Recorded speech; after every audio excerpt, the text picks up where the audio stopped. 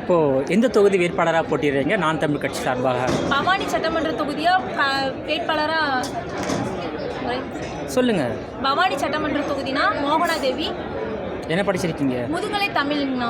இதான் first time போட்டிடுறீங்களா? ஆமாம், first time போட்டிடுறேங்கண்ணா. இப்போ வந்து நாம் தமிழ் கட்சியுடைய கொள்கை, கோட்பாடு, சித்தாந்தம் உங்களுக்கு எந்த அளவுக்கு பிடிச்சிருக்கு, ஈர்த்திருக்கு? நான் உலகத்தரமான கல்வி, உலகத்தரமான மருத்துவம், உலகத்தரமான குடிநீர், இதெல்லாம் வந்து மக்களுக்கு வந்து அடிப்படை தேவைகள். இதெல்லாம் பூர்த்தி செய்யணும். ஏன்னா நம்ம 20 ரூபா கொடுத்து தண்ணி பாட்டில் வாங்கிட்டு இருக்கோம். ஆனால் அந்த தண்ணி பாட்டில் வந்து நம்மளுக்கு வந்து 20 ரூபா போட்டு கிடைக்கிது, அது விற்கிறவங்களுக்கு கிடைக்கிது. ஏன் நம்ம குடிக்கிறவங்களுக்கு குடத்தை தூக்கிட்டு ஏன் சுற்றுறோம்? மக்கள் ஏன் குடத்தை தூக்கிட்டு சுற்றுற காரணம் என்ன? ஏன் இதை பூர்த்தி செய்ய முடியாதுங்களா?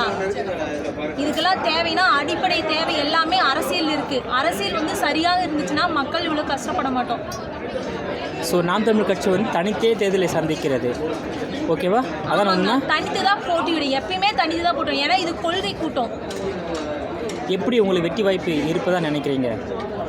வெற்றி வாய்ப்பு எப்படின்னா, மக்கள் வந்து மாற்றத்தை எதிர்பார்க்குறாங்க.